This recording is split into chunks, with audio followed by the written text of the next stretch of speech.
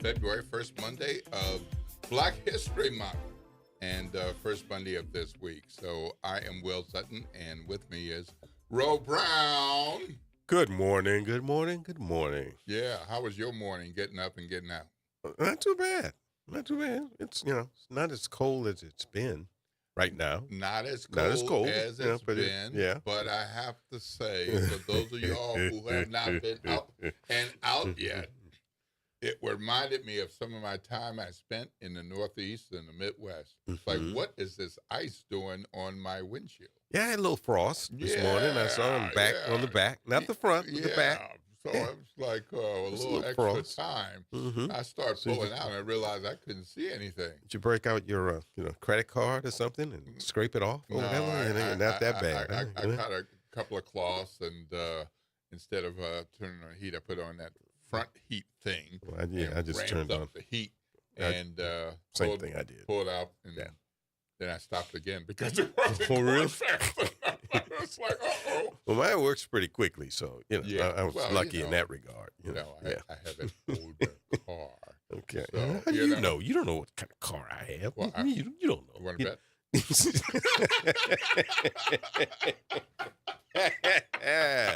You don't know. Well, this is my step-up car. My step-up from the car I had the last time, which wasn't that long ago, where I had roll-up windows. Okay. Yeah. So Okay. since All I've right. been back in Louisiana, I've had roll-up windows. Okay. Yeah. So those were the days. Huh? Yeah. Yeah. But it did have Where you seatbelts. hit? So it Where did you- have seatbelts. Where you had air, air conditioning, when cars, they want to know if your car had air. That meant air conditioning That's for other right. people. Yeah. And I remember somebody asked one of my sisters that, and she said, "Yes, we have air, fresh." You're right. I like that. Yeah, fresh. Yeah, buddy. We have Well, air. buddy. Fresh. Boy. Well, there's always a lot going on in our city, in our region, and state, and the nation. And today's not a different day. So we got all kinds of stuff going on. And we're going to have a good show ahead for you today. Mhm. Because we've got Dr. Edmund Moore, who's going to kick us off on this show in just a little bit, talking about the generational financial curse of Black history. The curse of Black history. Financial curse. Financial curse. So he's got a book about financial freedom. And so I'm sure the curse that he's talking about is not doing nothing is something that too many of us Right. got to do. So Mhm. I think that's his approach. And we're going to have Aaron Haynes, the president of the National Association of Black Journalists. For those of you who've been following the news, you know that prominent journalist Don Lemon was arrested at a Grammy event and spent time in jail before being released, and so was Georgia Fort. Some of you all may not be as familiar with her, but the two of them were arrested, journalists doing their jobs, and so we're going to dig into what the heck was that all about, Yeah, and really. where does Erin see that from her national vantage point, both as the president of the National Association of Black Journalists and as the senior editor for the 19th as well. We're also going to have legendary coach Ron Washington. Yep. Yeah, Ron Washington, native New Orleanian, John McDonough High School, yeah. Major League Baseball player and Major League Baseball coach and manager. Yeah. Two-time pennant-winning manager, as a How matter of about fact, that? which meant that he managed the team that played in the World Series. That's right. And yeah. the Ron Washington Classic is this weekend. That's put on by Southern University of New Orleans. 6 HBCU baseball teams playing at Wesley Barrows Stadium. Friday, Saturday, Sunday, I think. But they'll tell you all of that. It's Yeah. coming this weekend. Well, So Ron Washington will be here, and Olin Parker will baseball coach at Suno, will also be here. All right, all right. Well, looking forward to that part of the conversation this morning. Again, I'm Will Sutton. This is with Ro Brown. And the talk line number is 504-582-9422. 504-582-9422. That's some of what we have coming up. You're hearing our voices. We always love to hear yours. It's 7:08 a.m. You got somewhere to be at 7:15. You just might make it, depending on where you're leaving from. And as always, you watch out for those kiddos. They're on their way to school. Hey, look, I just realized one of the things that happened like late last night. So this is kind of breaking news for some folks this morning. Uh-oh. Your president. What did he do now? Posted on his social media. Okay. That he's going to close the newly named Trump Kennedy Center for 2 years. I did see that. He was going to close it for reconstruction or something. Reconstruction, making it bigger and better and more magnificent than it already is. And you're going to see when it happens. Mm-hmm. He's hinted at this before and said 10 months. Now he's saying for real and 2 years. 2 years. Okay. So think about that. 2 years. Mm-hmm. Nothing happening at the Kennedy Center, newly named Trump Washington Kennedy Center. 2 years from now, we will have a presidential campaign. Trump Washington Kennedy Center? Is that the official? Washington. Trump Kennedy Center. Yeah, okay. You said Washington. I'm sorry. Yeah, okay. My mistake. Yeah, Thank you. Yeah. That's why I need you here. Trump Kennedy Center. The Trump Kennedy Center. Yeah. So Trump named first. Yes. Yeah. Mm-hmm. Yeah. Yeah. Just to let people remind people. Trump Kennedy Center to be closed for 2 years to make it more magnificent. Mm-hmm. Of course, we haven't seen any plans. You just have to. He's basically saying, "Trust me." Exactly. Trust me. As he always says. We've already done a lot of work. It's going to be good. Going to be good. Going to be good. Yeah, as he always says. Yeah. Oh boy. Yeah. So, and usually it's what, 2 weeks. 2 weeks. Yeah. Yeah. We'll be announcing that in 2 weeks. Yeah. Right. Yeah. Yeah. I can. All right. Yeah. We're announcing that in 2 weeks. Yep. One other thing. Did you see any of the Grammys last night? You mentioned the Grammys saw earlier. Some bits and pieces, but we got to take a break. Okay. And then Break we time. can talk about that some. And we're on WBOK, 12:30 a.m. I am Will Sutton. With me is Ro Brown. We'd love to hear from you. 504-582-9422 is the talk line. 504-582-9422. You're listening to WBOK, 12:30 a.m. What New Orleans is talking about all day long.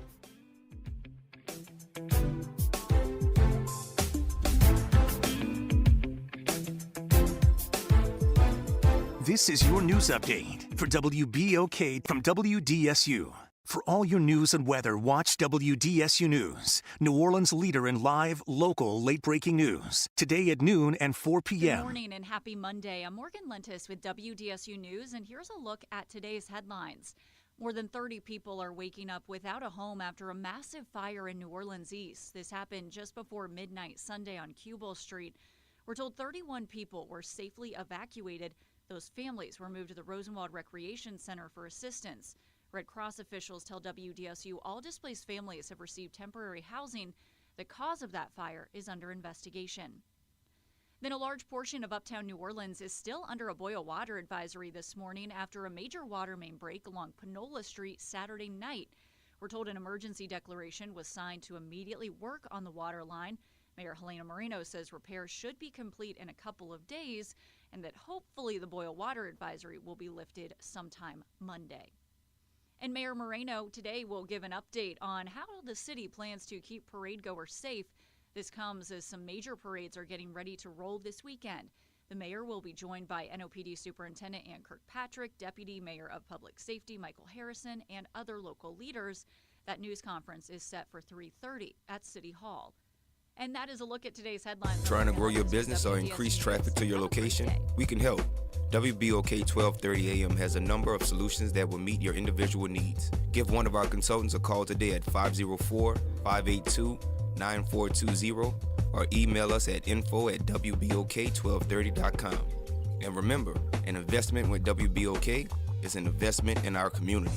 Call today. Good morning, wake up. The Good Morning Show. Good morning. On WBOK.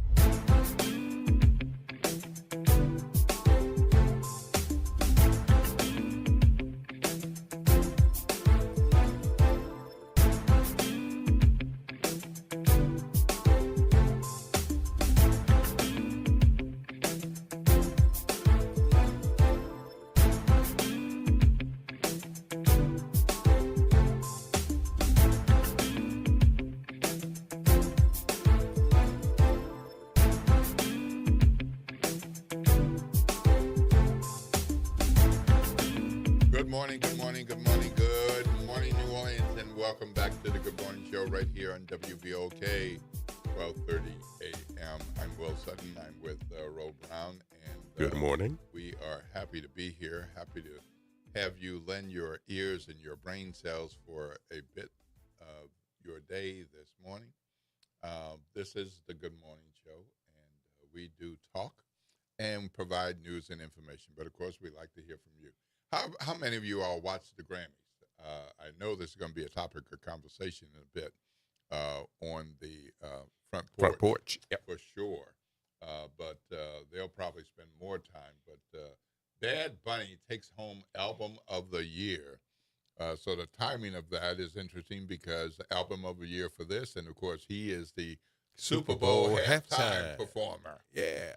Yeah. Mm-hmm. So, and there was backlash when he was named as the Super Bowl halftime performer, and now some people are getting antsy about what he might do and what he might say on a nationally televised Super Bowl.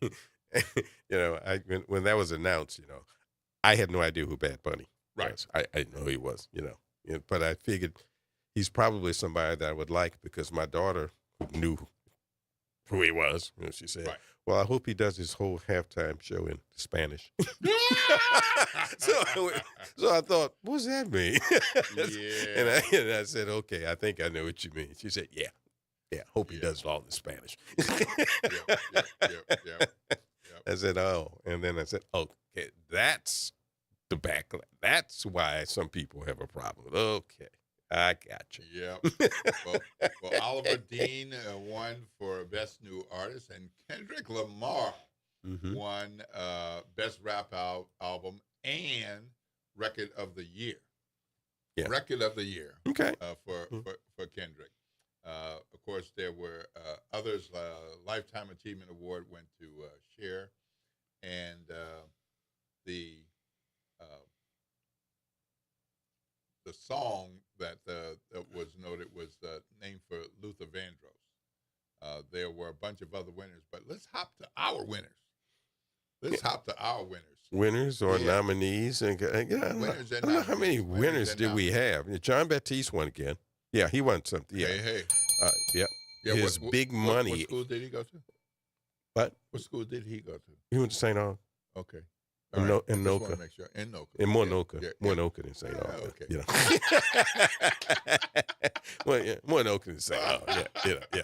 Yeah, well, he won his Big Money album, Best Americana album. And we had a number of people. Who else won? Let's see. Whatever. It's a tribute to the King of Zydeco. It's an all-star tribute to Clifton Chenier. Yeah. Okay. I think that won in its category. We had other people nominated, kind of local and Louisiana musicians, but, I may be wrong in this one, but I want to get to that, like I always say, I always say, I'm not an expert on any of this. I just like music a whole lot. Always did, you're New Orleanian. You don't have any choice really if you keep your ears open. And, like I've always told people, I watched basketball last night, but I tried to time it to where I could find out when they do the in memorial, the people who had died, because that's usually best part of it for me. Most of the people who win Grammys now, I don't know who they are. And Right. that's, I'm not mad about it. That's how it is. I understand, I'm cool, I don't watch the shows unless my daughter is there so she can translate and tell me Tell you who what's that going person on. is and why that's funny. This one's important. Yeah, exactly. Yeah, why they're laughing and so on and so forth. But,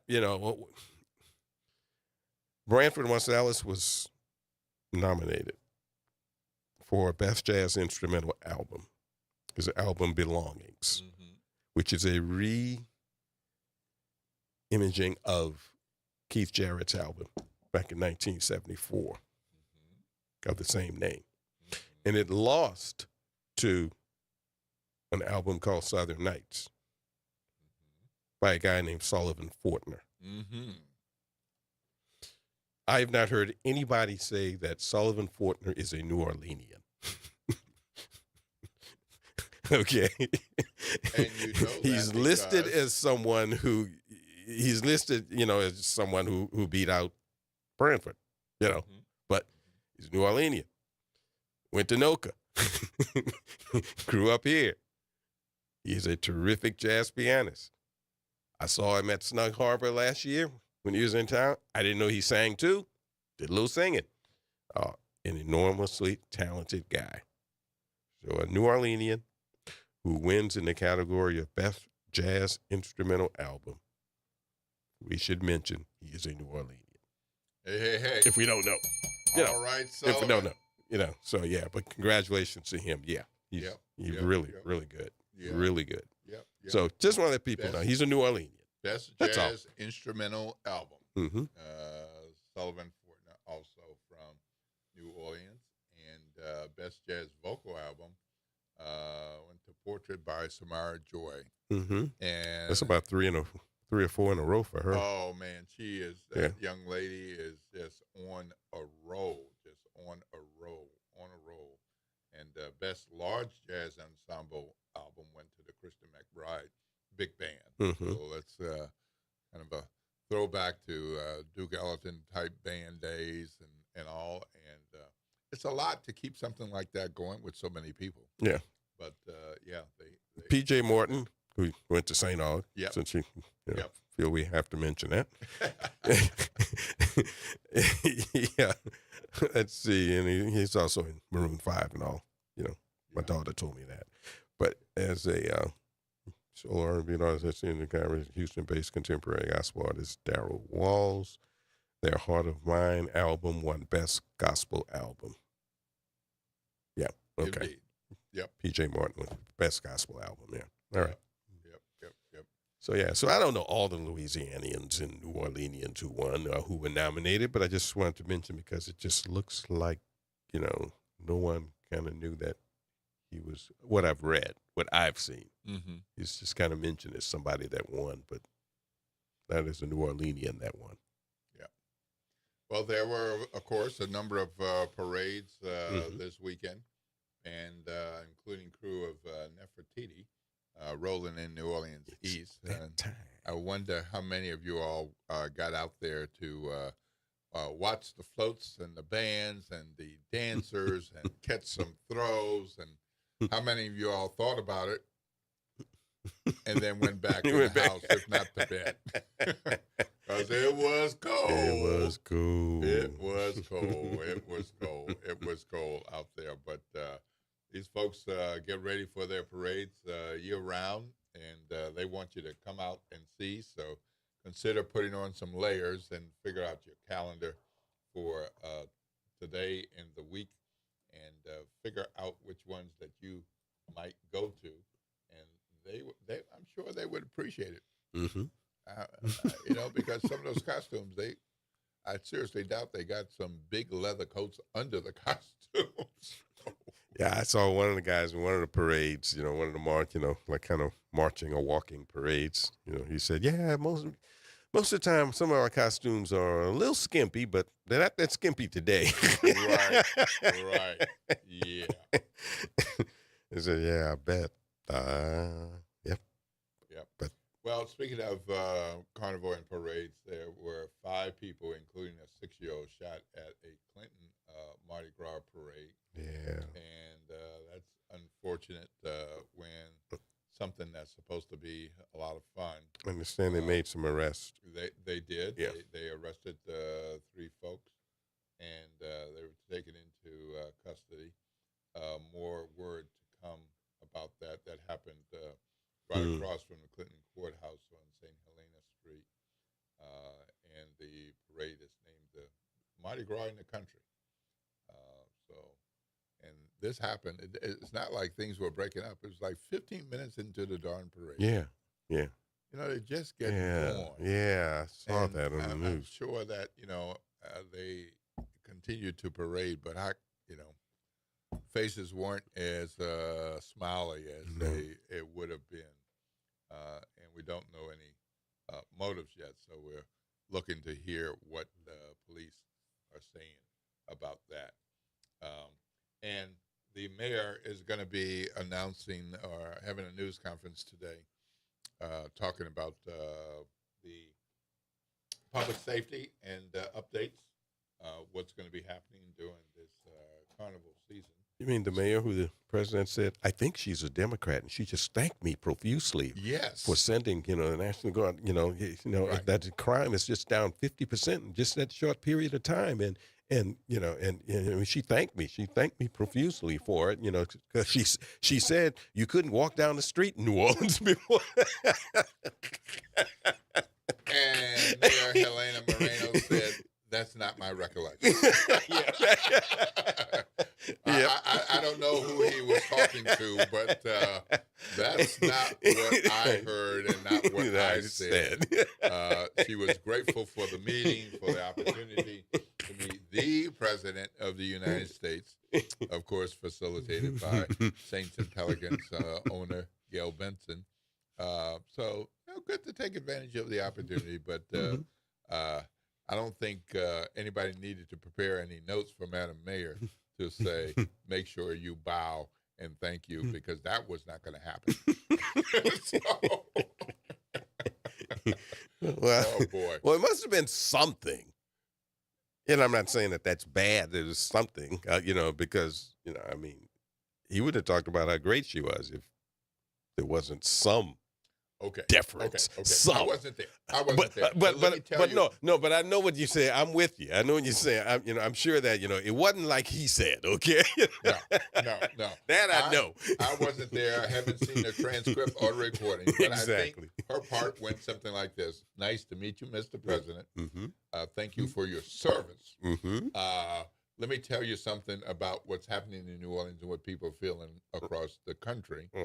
And we appreciate the idea of federal help, but this is not the federal help that we need." Yeah. I'm guessing. Which is what we've heard her say publicly. Anyway. I'm guessing it was more like that. Yeah.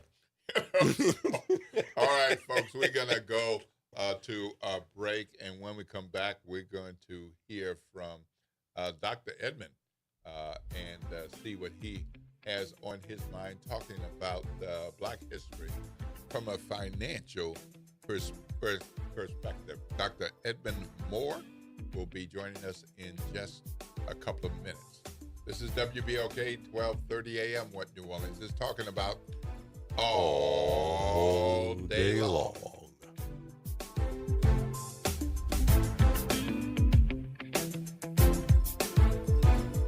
This is your news update for WBOK from WDSU. For all your news and weather, watch WDSU News, New Orleans' leader in live, local, late-breaking news. Today at noon and 4 p.m. Today will be our last really cold morning for quite some time. Then after that, you could expect a slight warm up as we head throughout the rest of the week. So today, looking at highs about 57 to 61 degrees, mostly sunny skies, calm winds, but light winds coming from the south, 5 miles per hour. Tonight, low of 38 to 45. We'll see clouds increasing. And then for your Tuesday, a high of 68 to 70 degrees. We are looking at rain late Tuesday into your Wednesday. That drops us slightly for Wednesday, but then temperatures warming up by the weekend. For the WDSU First Warning Weather Center, I'm Raven Richard. Late nights are made for chillin', and you can do just that every Sunday night at 10 p.m. as DJ Wick brings you The Love Zone. It's the perfect way to top off your weekend with your favorite old and new school ballads. So sit back, relax, and let DJ Wick take you to the on WBOK and on the World Wide Web at WBOK1230.com. Welcome to Chemical of the Month from the community scientist and Rise St. James. This month's focus is polycyclic aromatic hydrocarbons, or PAHs, formed when fuels like oil, gas, wood, or trash are burned. These chemicals can enter the air we breathe and settle into our soil and water. Many PAHs are known carcinogens, adding to the health burdens faced by communities living near industry. Learn how to protect your health at risestjames.org. What if just $50 could open the door to your new home? Godan's is inviting you to enter their Key to Your Heart house raffle, where one ticket gives you a chance to win a 3-bedroom, 2-bath home in the city of New Orleans. The drawing will happen on Valentine's Day, February 14th. Tickets must be purchased by February 12th at 11:59 p.m. Enter now at RAYZE.it/Key to Your Heart. My wife was frying okra. She's from Mississippi, so that's her favorite thing to do. She left the burner on high, and it didn't take long to ignite. So I ran to the stove, grabbed the pot, and that's when I got burned from a grease fire. And yes, the pain was, it was bad. Oh, Blue Cross treated me great with the recovery process. On the financial side, it would be expensive without Blue Cross. And that's what I was worrying about because I was out of work for 3 months. I'm Chad. I'm from Baton Rouge, and I had Blue Cross for 10 years. I don't eat fried okra. That's the funny story. Louisiana Blue. The right card, the right care.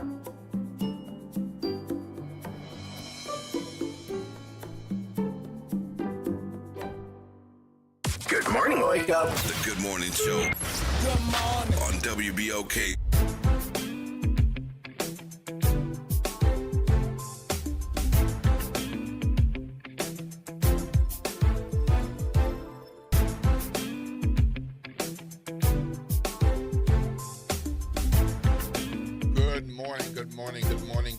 New Orleans, and welcome to the Good Morning Show right here on WBOK, 12:30 a.m. I am Will Sutton. I'm here with Ro Brown. Good morning again, everyone. And yeah, he found me on the overpass again, so that's why I'm here. Oh, boy. Well, I'm happy you found your way here to join me and join our WBOK family of listeners this morning. We are about to go into conversation with Dr. Edmund Moore. And Dr. Moore has written a book tied to Black history and, in particular, finances.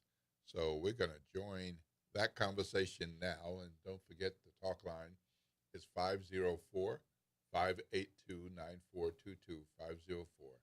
504-582-9422. Good morning, Dr. Moore. You're on with Will Sutton and Ro Brown. How you doing? Good morning, Will Sutton, and the other gentleman's name is what again? Ro Brown. Good morning, sir. Good morning. Ro. R-O, that's all. Just R-O? I was putting an E on it. I know a lot of people do. All right. How you doing, Doc? Sir? Oh, doing great. Just a little cold here in Ohio. Yeah. Wish I had your temperatures. Well, we're a little chilly right now, but we will be going probably up not to chilly to 60. you, Doc, okay, but it's chilly to us, okay? Oh, no, I looked at your weather temperature. It looks nice there. I would love that. I know. Where in Ohio are you, sir? Outside of the funk capital of the world, Dayton, Ohio. Dayton, Ohio. All right. Okay, all right. Listen to you. Dayton, Ohio. Y'all going to continue to hold on to that, huh?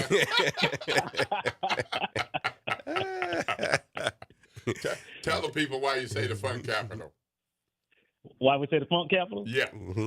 Oh, because you had so many groups come out of Dayton, Ohio. Yeah, like true. Lakeside, Ohio Pledge, Mm-hmm. Roger Troutman and that group. A lot of groups. Well, Doc, absolutely. You well, Doc, sure did. Well, Doc, I'm nothing but a sports guy, really. So Dayton, Ohio, for me means Edmund Moses. Well, that too. There you go. Yeah. And we got some NBA champions out of here too. Yeah. Hey, how about that? Yep. So, Dr. Moore, you've written more than one book. I believe your first book was maybe 2002 or 2020, something like that. Probably about 2000, maybe 16. 16, okay. Yeah, okay. I think I wrote a book about my daughters, With the Father's Love. Right, Two right. letters to That my was beloved the daughters. That was my first lessons one. for each week of the year or something like that, right? Correct. Yeah. And so now you have another book, and this is tied to finances. Correct, to finances. Yep, my best man and I was looking to write a book together. We was both looking to retire. I was like, hey, what can we do to help the community out? So we said we'll write a book about finances. And unfortunately, he passed before the book came out. Sorry to hear that. Sorry about your loss. Thank you. How much was he able to contribute, and how much did you pick up to get it done after his passing? Unfortunately, I could only get the stories that we had talked about because he never really shared anything. But we had a lot of communication. So in the book, I shared some of the recollections from him in conversation with him for the book. Okay. So the name of the book and the purpose of the book. Well, the first book on finance I wrote was called Financial Freedom: Doing Nothing as an Option, and I just recently last year published a workbook called Financial Freedom: Generational Wealth Seminar Workbook, and that was based off of a 6-week seminar that I taught. Great. So, what types of things do you teach in your session about financial freedom? Well, remember, it's 6 sessions. I understand. So the first thing I cover is you require good soil is required for wealth, and from that perspective, I looked at it from a spiritual perspective about how God would look at finances, and looked at the parable of the sower. You can make money and earn money, but if it's not in good soil, it's not going to grow. Mm-hmm. Okay. As I moved on, I went to another session about basically financial foundations. Do you know what money is? Right. A lot of people know what money is, but they don't know basic math. Mm-hmm. So they don't know what interest rates do and the rule of 72, how you can grow your money. They don't know. They cannot tell you the difference between $50,000 and $1 million, but they have no concept of that. Mm-hmm. And a lot of that comes from you only know what you're exposed to in many cases. Right. Mm-hmm. So, what are some of the common things that you find that our folks fail to do, because part of your title is doing nothing is not an option? So what are some of the things that we fail to do that more of us need to do? The biggest thing is they're doing nothing. I talk to people all the time, and the biggest complaint I hear is that, I don't have any money to invest. I don't have anything to save.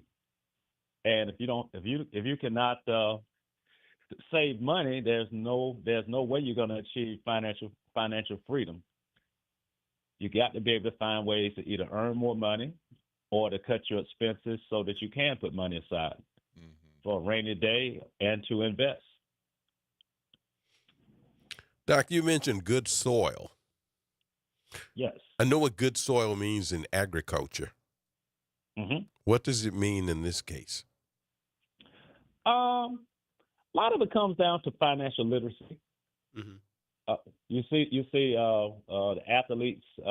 They earn. A lot of athletes have earned all this money, millions of dollars, and 3 years after their career's over, they are bankrupt. And it all comes down to financial literacy, not having the know-how or what to do with their money. In many cases, not listening to people trying to give them advice, because in some cases they're so young that the messages people are trying to tell them they're just not receiving. And I can give you an example. I have 2 daughters. One is 21, one is 24. And they are really just coming around to this thing about finances, even though we've been talking about it, because their mindset wasn't there. But now it is there. One thing they can't, one thing I would give my daughters credit for is they don't spend a lot of money. So that part they got down. Now this part they need to start investing and growing their assets. So, what are the things that people have done nothing? It might be a hard switch to flip to doing something, but if they can get themselves to flip that switch, what are the first 2 or 3 things you recommend? Well, the first thing I always tell people is know where you are. If you don't know where you don't know where you are, you don't know where you're going. So when I say that, how much money are you earning? How much money do you have? How much debt do you have? And once you and what are your bills on a monthly basis, on an annual basis? And once you determine where you are, then you can plan to move forward. But if you never take the time to really find out what your financial condition is, you are not going to make any progress. That would be the first step. Well, that's a big first step for a lot of folks, because if you're used to living in a 3-bedroom house with 3 bathrooms, it's your house, except the bank holds the note, and you're used to having a family party once a month, and you're used to going to carnival parades and not just observing but spending money, and you're used to belonging to this group and that group, and then the new fashion comes out, then you see what I mean? So there are quite a number of people. That's where their money goes. So what you just described is someone that has money and they just not allocate it. And I'll give you a sort of extreme example. The lady that cleans my house lives in a barn with no insulation in Ohio with dirt floors. But she is working every day, and she is saying, hey, I'm going to make $5,000 a month, and I'm going to put money aside, and I'm going to save and start investing. So she's not coming from a 3-bedroom house, right? But she already had the money. This is a person that's trying to build from where they are.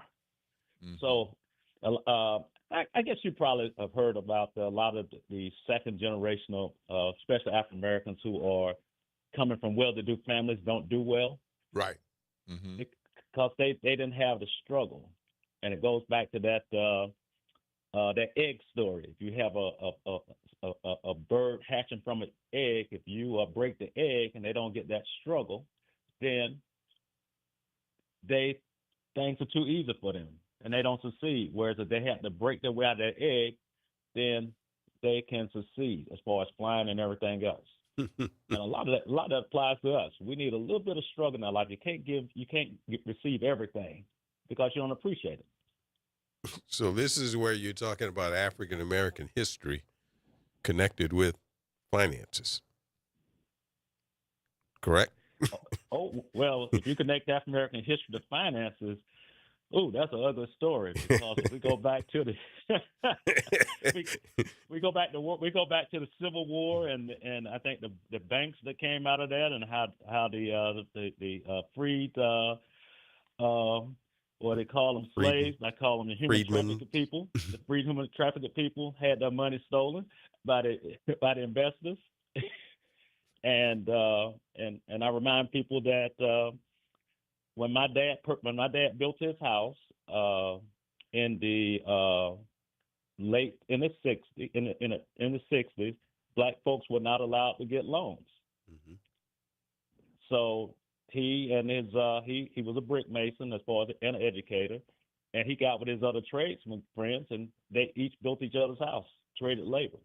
That's how they built their houses. And so we didn't get loans in the African American community. I think like maybe the early 70s. So that part of history put us behind right there as far as access to capital. Well, you all did something for your daughters that I've heard a number of university administrators, chancellors, leaders talk about is don't think about college when it's time to go to college. So can you talk about what you all did when they were young? Well, one thing we did when they was young was we set up 529 plans. So and that is that's been a blessing because both my daughters are in college. One's at Howard University and one's in the community college in Columbus, Ohio. And I don't have the stress on me to pay for their college education because that money, it grew over the years and it's sitting there. And if they need it, it's utilized.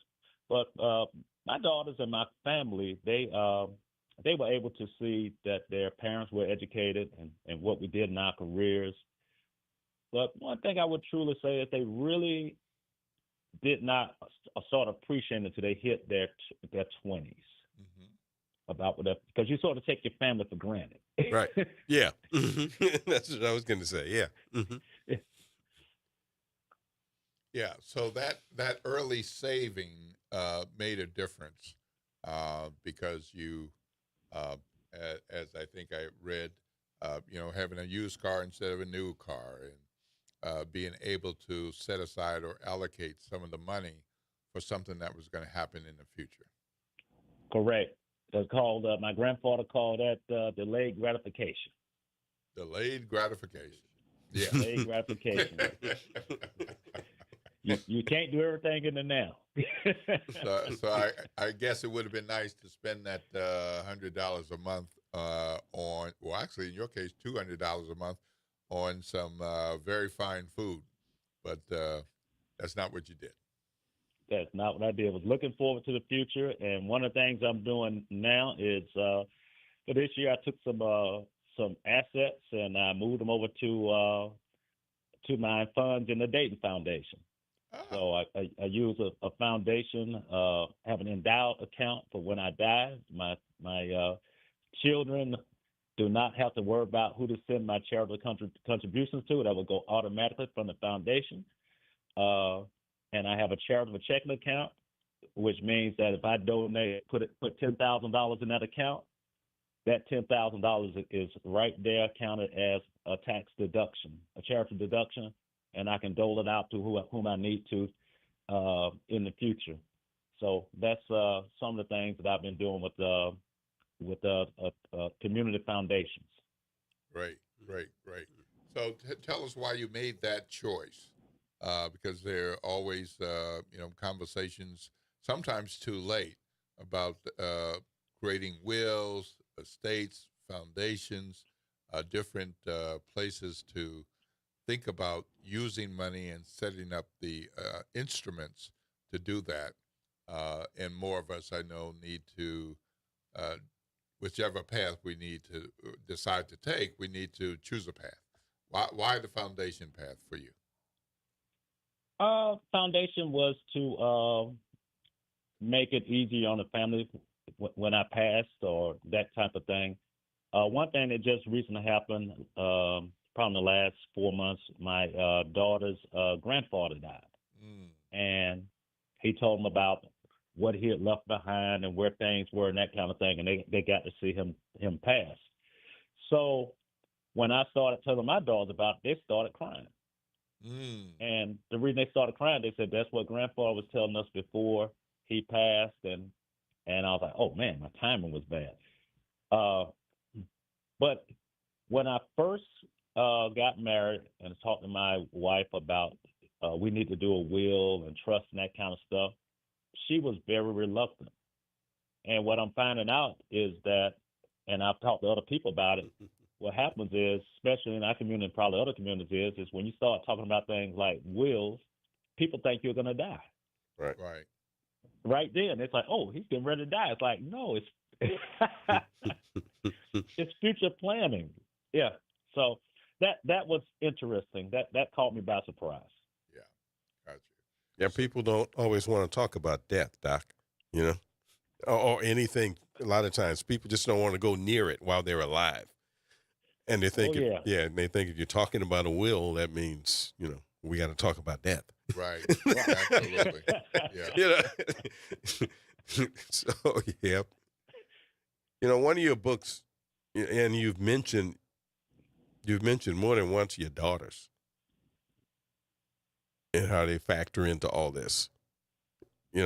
Talk a little bit about that, because I know you have the other book you talked about with the father's love and all, but, talk a little bit about that. Well, one of the things is that one of Genesis was writing my first book, What the Father's Love was, I was in the middle of a divorce. And my daughters were very young. They were both under 10. And I wanted them to know who their father was because they were so young. So that's why I wrote a letter to them each week about various topics. And I put a little section about a factoid about me so that they would know who I was. And at the time, I don't think they appreciated it because they were just so young. But what happened was the people found out in my Sunday school class that I have written these letters to my, the genesis of the book was they found out I've written these letters to my daughters. And they said, you need to write a book and put that in there and share it with other daughters and stepdaughters. And that was the genesis for writing the book. Mm-hmm. We're talking to Dr. Edmund Moore. He is in Dayton, Ohio, the funk capital of the world. Hey. and talking about financial literacy and African-American community and author of With a Father's Love. Yep.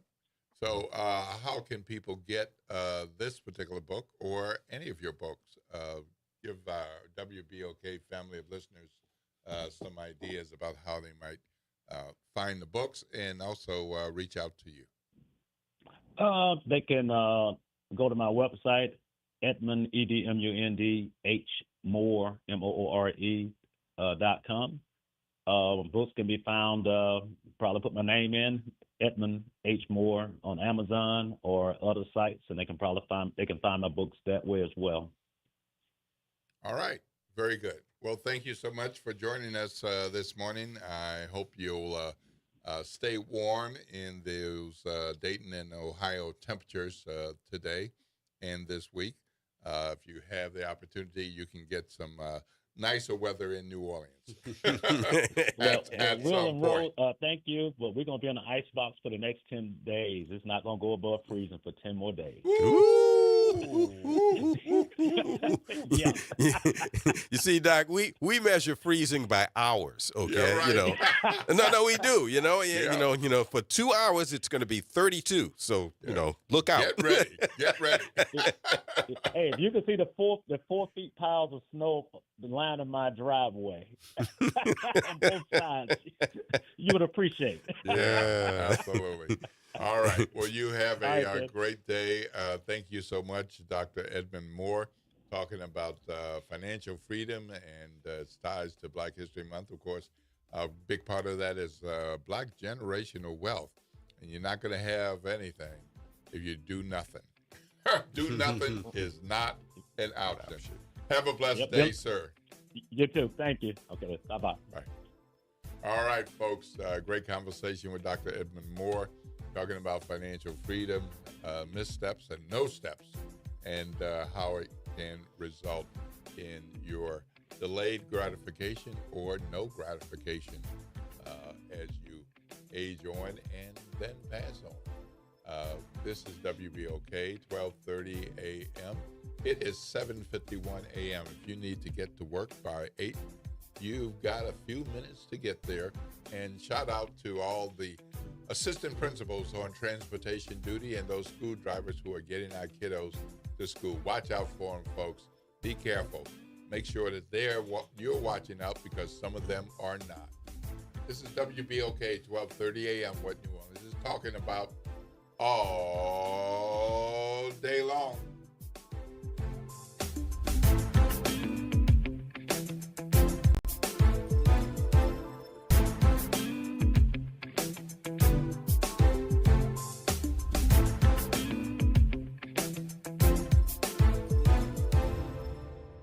Missed a show? Want to hear that guest everyone's talking about? WBOK is now streaming on all your favorite podcast apps. Just search WBOK Media, hit download, share with a friend, and don't forget to rate your favorite shows 5 stars. Because when our voices are heard, our impact grows.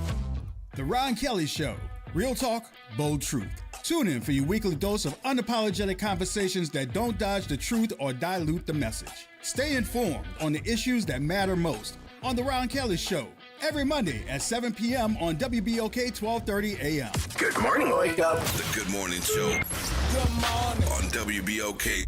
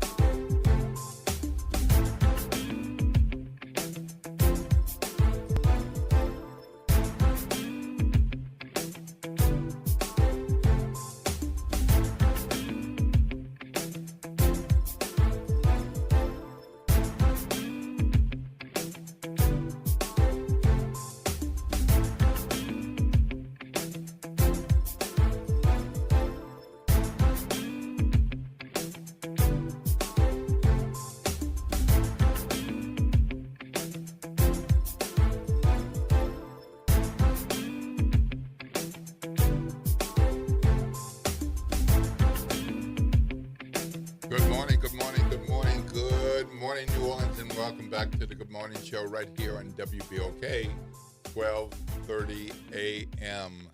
The talk line is 504-582-9422, 504-582-9422. It's 7:55 a.m.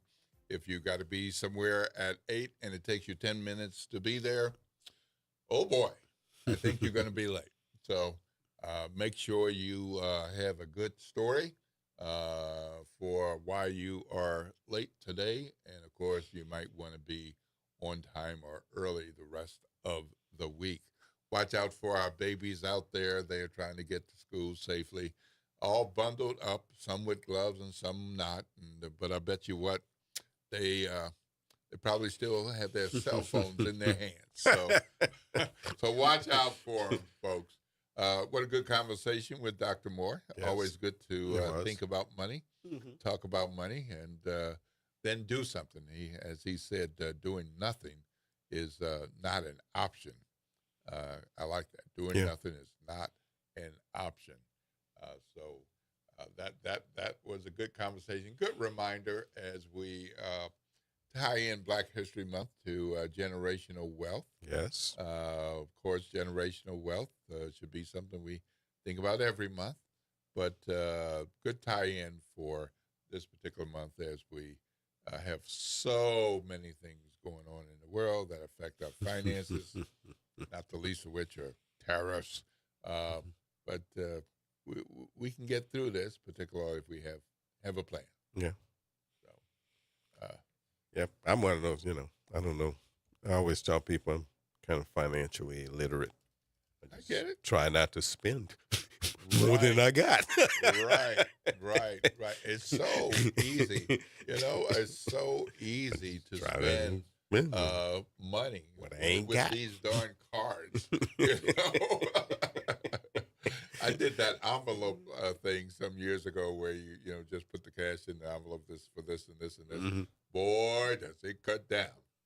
Or now you spend money. It's like, nope, can't use the card. Nope, can't use the card. Nope, can't use the card. So take some discipline. Yeah. But the point was made about that.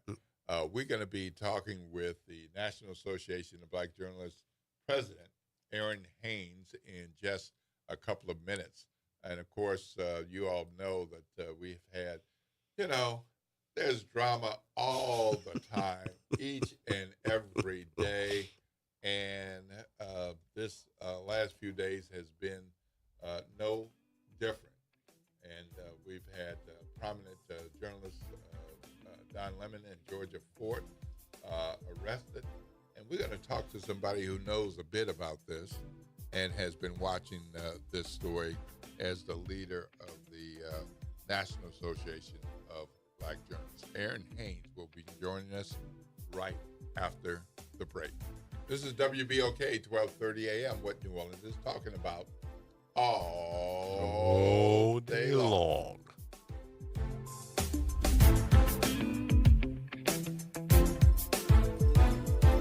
WBOK New Orleans, home of the Good Morning Show, 7 to 9 a.m. weekdays. I'm Bree Wood with BIN News Now. CARE Florida is holding its annual Muslim Day and the state capitol just weeks after Governor Ron DeSantis labeled the group a foreign terrorist organization. We should be entitled to the same benefits and the same respect as every other religious group in this state. CARE is suing, calling the order unconstitutional and defamatory.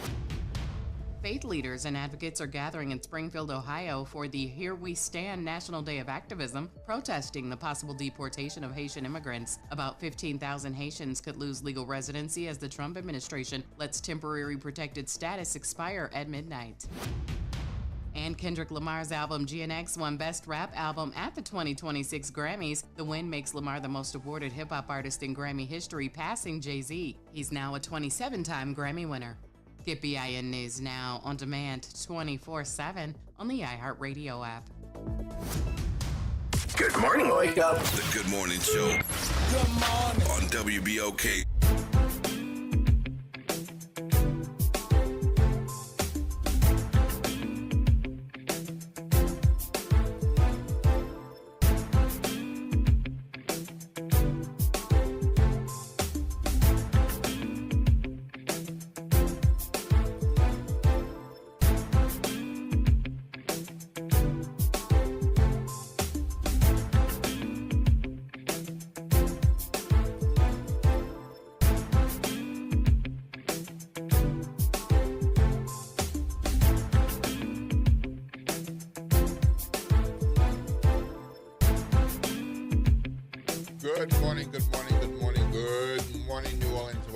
To the Good Morning Show right here on WBOK, 1230 a.m. It is 8:01 a.m. Got somewhere to be at 8:15 or 8:20. You're probably doing pretty well as long as you got your stuff together. Make sure that you check for your bag, your knapsack, your backpack, your briefcase. Check for your watch, your cell phone, and for those who need to, look in the mirror, smile really big, and make sure you got your teeth in and ready to go. We're going to be moving into a conversation with NABJ President Aaron Haynes, President of the National Association of Black Journalists, because there's been some things. Journalists don't normally try to make the news, but sometimes others do that for them. And this is definitely one of those cases. Yeah. Good morning, Madam President, Will Sutton and Ro Brown. Good morning. How are you? You know what? I am great. We are starting the 100th anniversary of Black History together, so happy Black History Month. But obviously at a very consequential time for our beloved profession and Black journalists. Yeah. Really? Yeah. Really? So, I mean, this is crazy.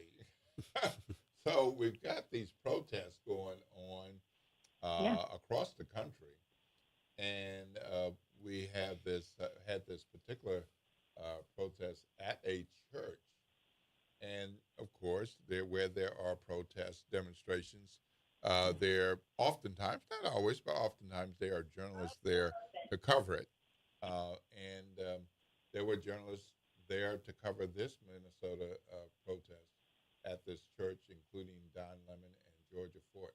Give us a little background on Don Lemon and who he is, and Georgia Fort and who she is, and tell us a little bit about what happened and how you're thinking about that. Yeah, absolutely. Well, listen, both Don Lemon and Georgia Fort are veterans of the profession. Don, a 30-year award-winning journalist. So many people familiar with him from his career at CNN, but also was, in local news in markets like Philadelphia. Georgia Fort, based in Minneapolis, and has been an independent journalist for the better part of 2 decades. She is also somebody who is an award-winning journalist and is known in her community. As somebody who, has been covering the story independently on the ground for a long time. She also somebody who, as a local journalist, has welcomed and helped other journalists, national journalists, who maybe have come into Minneapolis, who has seen more than their share of national headlines in recent years. Whether we're talking about this current moment or whether we're talking about the George Floyd killing and those protests, she has a reputation for also being helpful to journalists on the ground, pointing them to resources, to sources that they can use. So, I mean, these are both people who are known as trusted messengers, for audiences who have long been listening to their coverage, and they were arrested last week for the act of committing journalism, which we know is not a crime.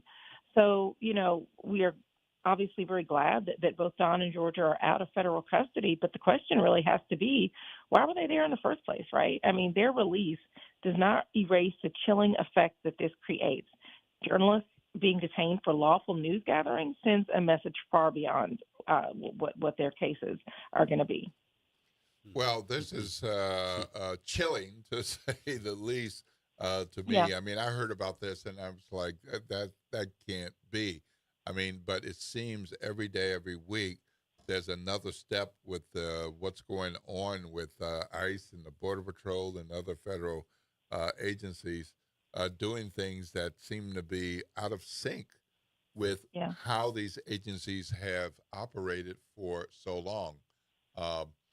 Before all of these recent events, I don't think there would have been as many people as disturbed about having a Homeland Security, Border Patrol, ICE, based on things that have been done. We might have disagreed with philosophy, but generally speaking, things like this had not been happening. What is the role of journalists with covering this story, as Don Lemon and Georgia were doing in Minnesota, and covering this story nationally? And one of the things that questions we get at this Black Talk radio station is, why is this our concern? Why is this our concern? We're not the majority of the people that they are hassling and arresting, and it's about immigration. Why is this our concern as Black people? Oh, well, it's absolutely our concern for a couple of reasons. I mean, as far as journalism in general, right? Journalists have a fundamental responsibility to really observe and document and inform the public of events as they unfold, right? We don't require permission to do that.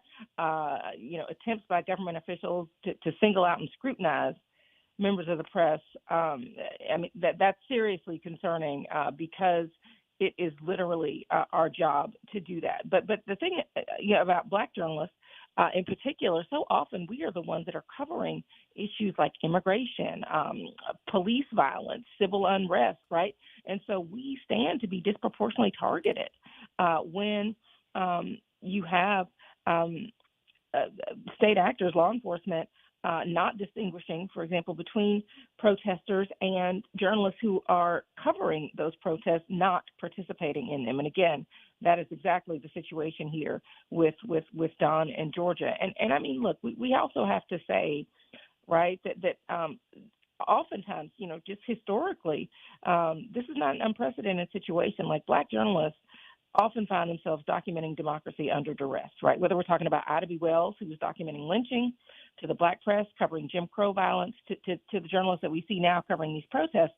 Like, so often Black journalists have not been able to practice their craft in safe conditions. And so we have to point that out, we have to point that out, period. But Black History Month is certainly a good time to highlight that because that history connects directly to why Black History Month even exists in the first place, which is to document what the dominant narrative has often refused to record.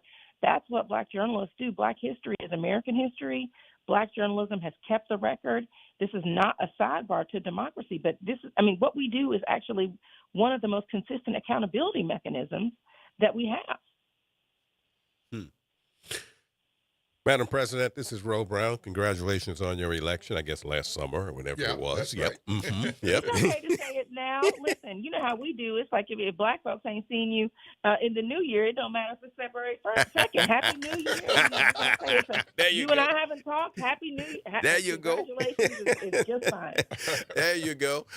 You said that you wanted NABJ to be, more of an activist kind of organization. So in a situation like this, what can NABJ do for a Georgia Fort or a Don Lemon? Yeah, so just like my fellow President Sutton said, we're not out here trying to be the story. We're trying to cover the story, but that's not the situation that we now find ourselves in. Mm-hmm. And so we are now in a posture where we must advocate. That is the role of NABJ. That is part of the reason why we exist, part of the reason why we were founded in 1975, because we can't be neutral about attacks on the press. We are clear. NABJ exists to protect Black journalists when institutions are failing to do so. So what does that mean? That means for us, we're going to speak forcefully when our members are targeted. Mm-hmm. We are already thinking about how to provide legal, safety, and professional support because, listen, our members are already saying, they are looking at this and they are saying, could I be next? They are worried about how they are going to be able to do their job safety going forward, knowing that they could be targeted for that. And then we have to name the pattern and not just incidents. Tying what happened to Don Lemon and Georgia Fort to larger questions about press freedom and democracy is what we are going to continue to do. And so what we need the public to do is to continue to support the journalists who are bearing witness. Stand with us because we stand up for you every single day in the coverage that we bring to communities all across this country. Follow credible Black journalists, share their work, defend our right to report even when the truth is uncomfortable. Look, we know that this work does not happen on its own. Like Black history doesn't preserve itself, right? It survives because people choose to protect it by bearing witness, by supporting truth tellers, and by refusing silence. So a couple of things one more thing I just want to note. NABJ is actually going to have a national town hall tonight that we would love everybody listening here to join us. It's from 6 p.m. to 8 p.m. Eastern, and we're going to have journalists, we're going to have press freedom organizations, we're going to have civil rights groups, independent journalists, and newsmakers. So we would really just love everybody to join us and getting as many people in the room as possible for what we know is going to be a vital conversation. So how can people join that tonight at 5 p.m. Central Time? Right. So if you I will get you guys a link that you can share with folks to join. But it's going to be streaming on NABJ's YouTube channel. Great. And you can also Black Star, the network that was founded by Roland Martin, my fellow board member, but also longtime independent journalist, is also going to be our partner in this with the Black Star Network. So for folks who are already Black Star viewers, you can find our town hall also happening on there. on his platform. But yeah, I mean, spread the word and join us tonight. We're going to have a great lineup, and we are really looking forward to a robust conversation about this important issue at a very consequential time for our beloved profession, our beloved organization, and for our democracy. Yeah, I'm looking forward to that. I think that's a very important thing for NABJ to do.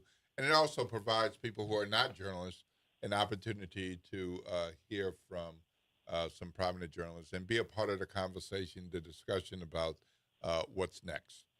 Listen, that's absolutely right. I think you are seeing so much public support. Not only, look, when NABJ put out our statement on Friday, I'm sure you saw this, President Sutton, more than 40 organizations and growing standing with us because they understand that this is about all of us, and this is about the public's right to know.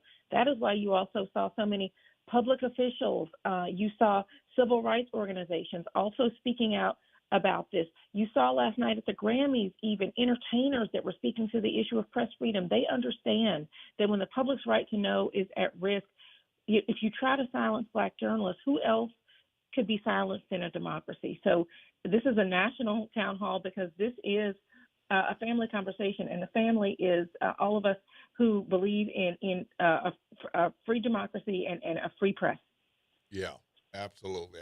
Well, very happy that you all made that move under your leadership, Madam President. Appreciate that. And very important so that can keep these things on the front burners and have people talking about it because though these things happened on Thursday night and Friday and on the weekend, just because they have been released doesn't mean their situations are over. That's exactly right. Listen, their release is welcome. It does not resolve the core issue, right? The question now is kind of what safeguards are going to be put in place so that this doesn't happen again, and where do we go from here? This is a message that was sent to every journalist watching, so the damage is not just about the time that these journalists spent in custody, because if their arrest is going to become the cost of covering public dissent, it's democracy. It's all of us that are going to pay the price for that. Absolutely. Yep. And I want to remind people that the Democrats and Republicans in Congress are negotiating themselves out of a partial government shutdown. And one of the issues is what kind of barriers, what kind of safeguards there will be about ICE and some of these other agencies. Mm-hmm. And so this is a funding matter. It's not just here's the money and we'll trust you to do the right thing. So I hope that the impact of what's happened and the outrage is a consideration, because it appears that it has had some impact as the president has been given 2 weeks. President's been given 2 weeks to negotiate with Democrats about that very issue. Yeah, one would think that ICE is a new organization. Right. There's some people who really, they never, Barack Obama deported a lot of people. Yeah. And ICE existed then. Yeah. But not like it exists now. No, not like this. Not like this. All right. I know you've got a lot of things to do in your role as founder and editor-at-large at the 19th and NABJ president. Looking forward to more conversations with you. Looking forward to the National Convention in August in Atlanta. I know that would be something that will be quite a thing, and I suspect that a number of these issues we're talking about now will still be issues at that time. Absolutely. All right. Well, thank you very much. Erin Haynes, president of the National Association of Black Journalists and editor-at-large at the 19th. Have a blessed day.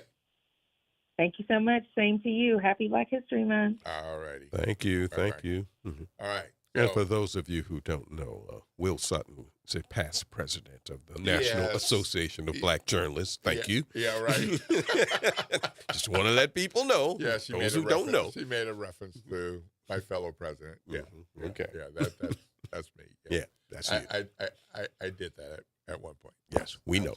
We know. Just want other people to know. Yeah, right. That's all.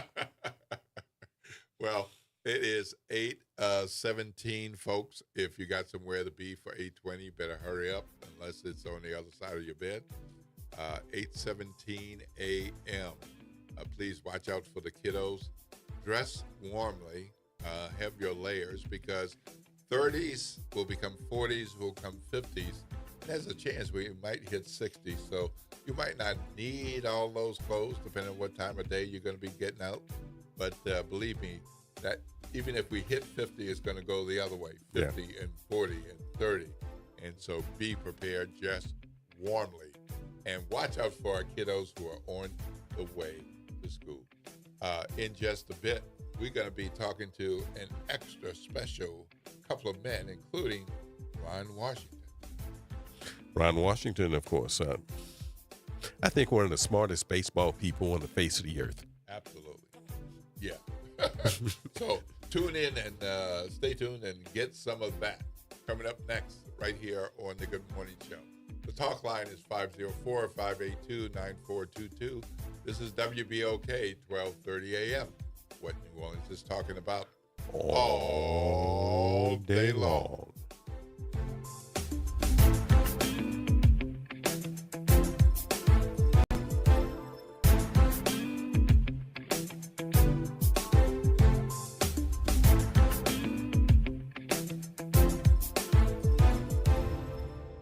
This is your news update for WBOK from WDSU. For all your news and weather, watch WDSU News, New Orleans' leader in live, local, late-breaking news. Today at noon and 4 p.m. Good morning and happy Monday. I'm Morgan Lentis with WDSU News, and here's a look at today's headlines.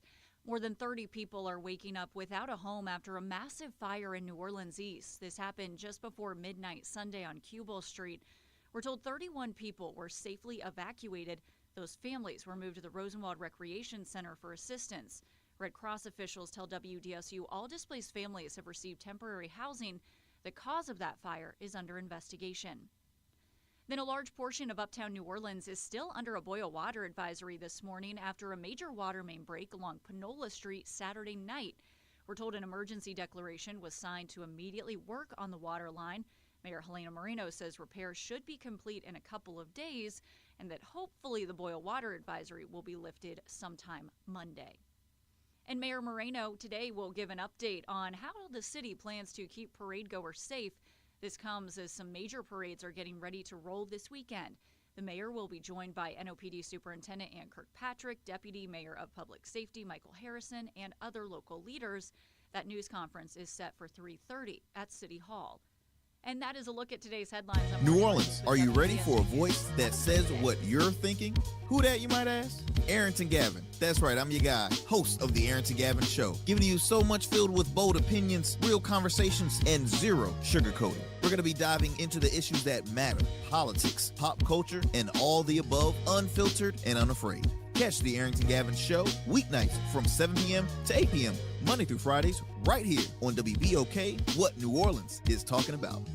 Good morning, wake up. The Good Morning Show. Good morning. On WBOK.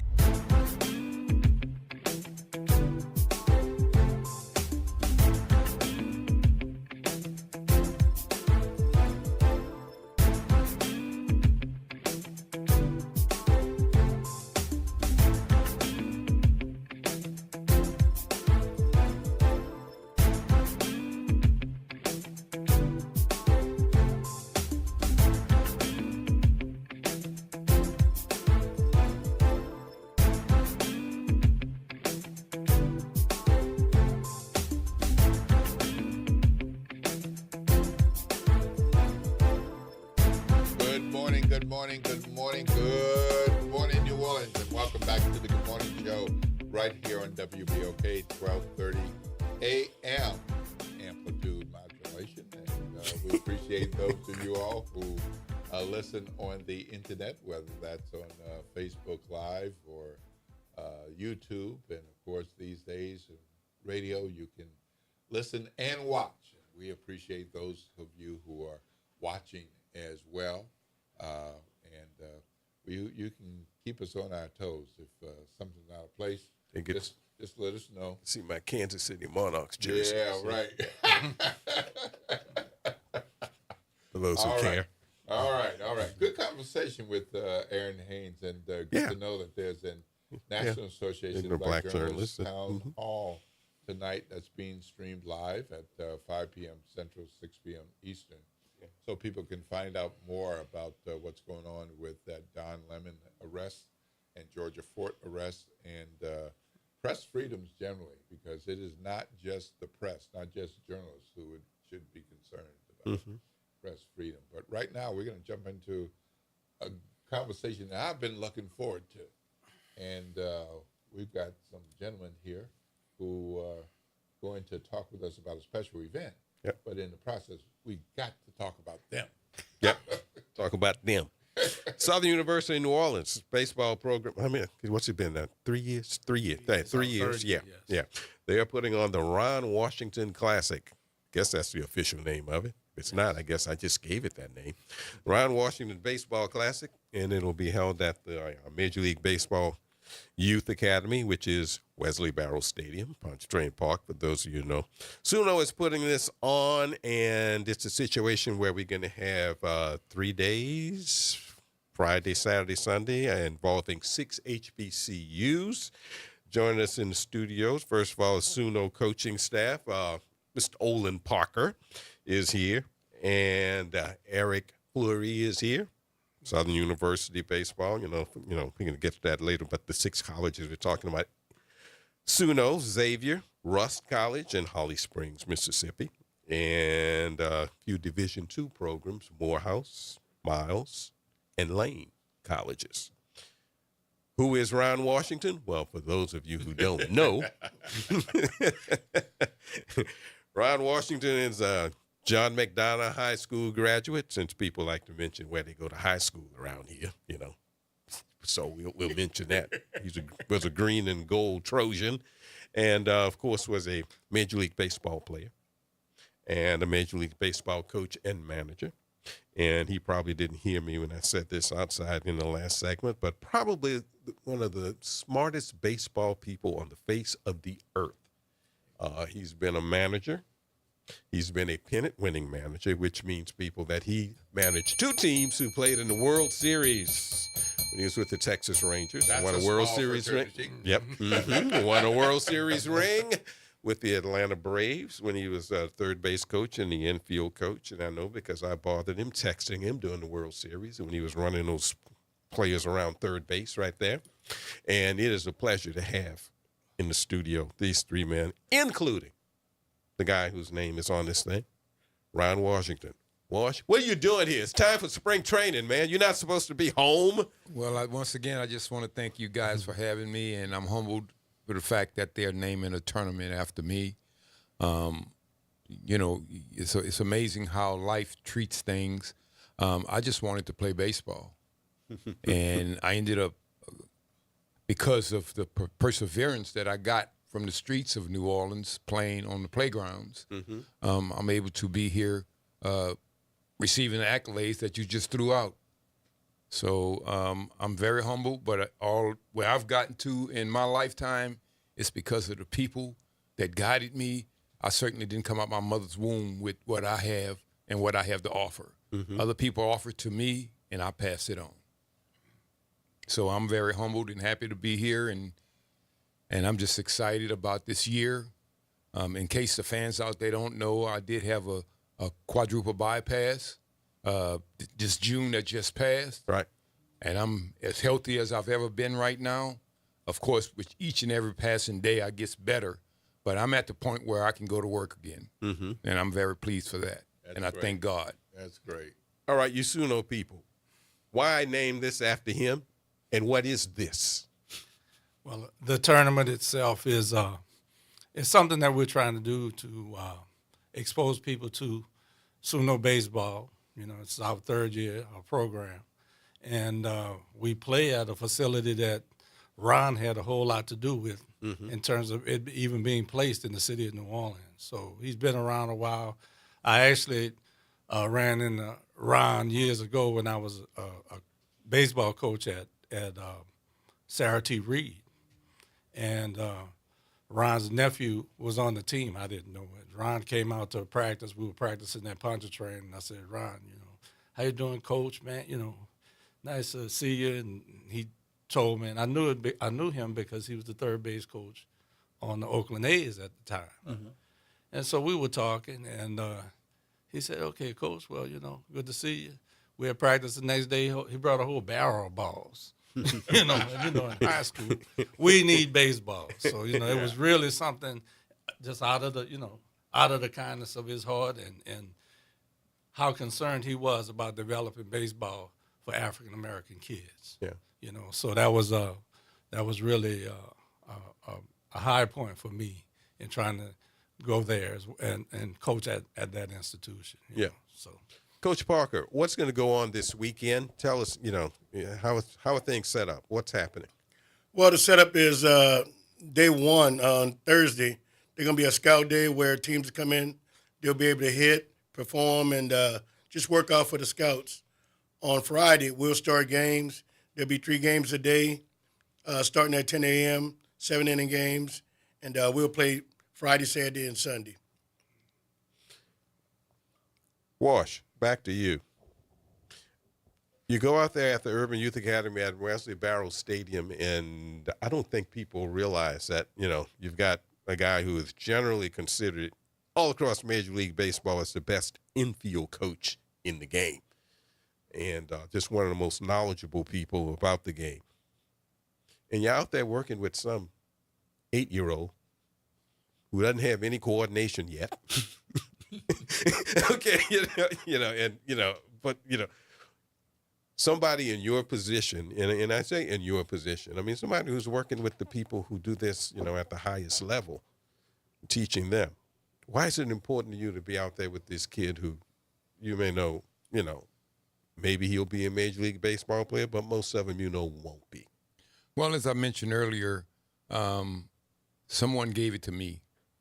So, and I know about anything that you do in life, repetition will take care of. If you got anything inside of you that you don't know about, repetition will take care of it. So I just go out there and I just keep giving. And I've done quite a few clinics here in the New Orleans area, and I've always picked the kid that you just talked about, uncoordinated. Look at him, he can't do nothing. So I will use him as the example, because if I get him to do it, I got everybody else. Mm-hmm. Instead of bringing out the guy that's got the ability, that maybe was blessed with the ability, I bring the guy out that don't have the ability and let him see that he can do it. And once everyone else see that he can do it and he's got nothing, then I got everybody else. And that's what it's all about. Mm-hmm. So I've always loved the underdog. I've always taken the underdog. And those are the ones that you need. The superstar is going to be a superstar, and there's nothing we can do about it. But the superstar can't be a superstar without help. And the help is the underdogs. Right. So I'd rather have the underdogs believing in what they can do and bring what they can do, and it makes everything else much better, and the superstar now can be a superstar. We talked to Ryan Washington, who just last year was the manager of the California Angels. Guess that's what they called now, California, Anaheim, whatever they call That's exactly what they call it, California. They had about 3 or 4 different names, okay? You know, and still in the game, because when he leaves here later this week, San Francisco Giants, infield coach, the whole works. All right. So, Coach, for those folks who they're aware of baseball, they haven't been following baseball, they're curious about baseball, why would this weekend be a good opportunity for them to come out and get exposed to baseball, and especially HBCU baseball? Well, the lack of NORD. NORD's where all of us that's sitting in this room that played baseball started. There's no more NORD baseball, so we got to do something to heighten the awareness of baseball back in the city. I mean, SUNO being a college that has baseball should spark any young guy, any young family to want to come out and watch games. Also, the Urban Youth Academy, they do free lessons, free workouts. So, guys, you got to come out the barrel and get back the spirit of New Orleans baseball. I remember when I was young, man, we lived to play in Barrow Stadium one day. When you're a youth, you can't play there. You get to the Babe Ruth age, you get to go to Barrow Stadium. That was the mecca for all of us. Mm-hmm. And we're putting out a good product, and I want people to come and see that Suno baseball is for real. It's not one of those, oh, we have baseball. No, it's for real. So, guys, if you're serious about baseball, come learn a few things. Come watch us. Come learn from the best. I think we got one of the best coaching staffs around. So I'm not the type of sports guy that you all are, and certainly not Mr. Roe Brown. But correct me if I'm wrong, but if a kid has that special something and they go to Suno or whatever other institution and they're drafted and they get to play pro baseball, they're more likely to have a longer career than the guys who make it into the NBA or the NFL. Is that true? I'll go ahead and speak to that. Once you leave high school or you leave college and you come into professional baseball, everyone there is what you are. Mm-hmm. That's when the separation starts. Mm-hmm. Professional baseball is not as easy as people think.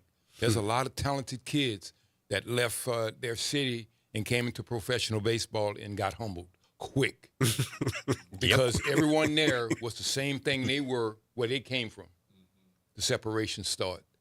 And those that have patience, those that have good work ethic, those that have three qualities, able to listen, able to learn, and able to apply, those are the ones that you will see move forward. Because you can't apply if you don't learn, and you can't learn if you're not listening. And that's the hardest thing for kids today to do is listen. Because they all come out, been told what they were, been told who they are, but then the guy that you're getting ready to compete against, he's the same person you are. Now what you going to do when you find out that every time you decide to do something, he done already figured out how to counteract that. See, that's what the game is, a chess game, back and forth. And you never stop learning. Once you stop learning, hang it up and go home. You can never stop learning. I'm still learning today, and I can learn from a 8-year-old, I can learn from a 15-year-old, I can learn from a college kid, I can learn from a A-ball player, I can learn from anybody. Because one thing I do know, I'll forget more than they'll ever know. Right. So I have no problem with learning. Bosh, how long did you play in the major leagues? I played 10 years in the major leagues. How long did it take you to get to the major leagues? It took me 7. Mm-hmm. Took me 7 years. It really did. Mm-hmm. I went to, in 1977 with the Dodgers. I signed and went to play professional baseball in 1970, but I was in the academy in 70. I didn't go into rookie ball till 71. So in about 6 years, I made it to the big leagues with the Dodgers. I would have made it earlier, but back then it was just hard because the teams didn't change that much. The players that they had, they was there almost like forever. So they'll bring you up, give you a cup of coffee, which we call when you go up to the big leagues for a month, or you get called up to the big leagues for an injury. But soon as that injury come back, you gone. Soon as that cup of coffee is over in September, you gone, and you got to start the process all over again. A Reggie Smith, a Davey Lose, a Ron Say, they weren't going anywhere. So where were you going? Nowheres. Back then, and that's when I found out, good organizations pay you to keep you around. Mm-hmm. See, bad organizations didn't care. Mm-hmm. I was with the Dodgers. They cared. And I think that's why I stayed around, because they paid me to stay in AAA. And then the opportunity came that I became a big league ball player. But it was only because I had patience. It was only because I came every day and I performed. And I never not came and performed. That was just the attitude I brought away from New Orleans as a 16-year-old kid, because we had to perform. I mean, even on the playground back at Willie Hall where I grew up, you went out there, you had to perform. If you didn't perform, you got ran off the park. I mean, that's the competitiveness that we went through back in the day that these young kids today haven't experienced. If you couldn't come on that field and perform, they ran you off the field. So, Coach, is that the time prior to free agency, during that time when you came Oh, up? yeah, it was definitely before free agency. Yeah.